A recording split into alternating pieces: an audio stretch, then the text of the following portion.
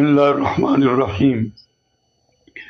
حضرت ابو درداء رضی اللہ تعالی عنہ ارشاد فرماتے ہیں کہ میرے خلیل، میرے حبیب صلی اللہ علیہ وسلم نے مجھے 3 وصیتیں فرمائیں۔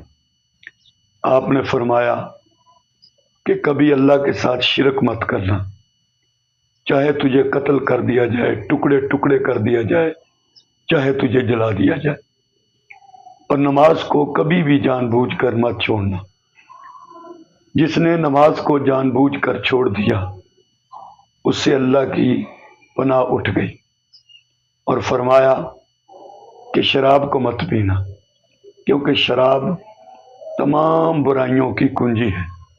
کتنی خوبصورت یہ وصیتیں ہیں نبی کریم صلی اللہ علیہ وآلہ وسلم کی کہ اللہ کی ذات کے ساتھ کسی کو شریک نہیں ٹھہرانا۔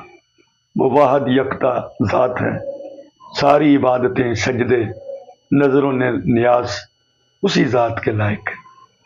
دوسری چیز، کلمے کے بعد جو اہم چیز ہے وہ نماز ہے، نماز کا اہتمام کرنا۔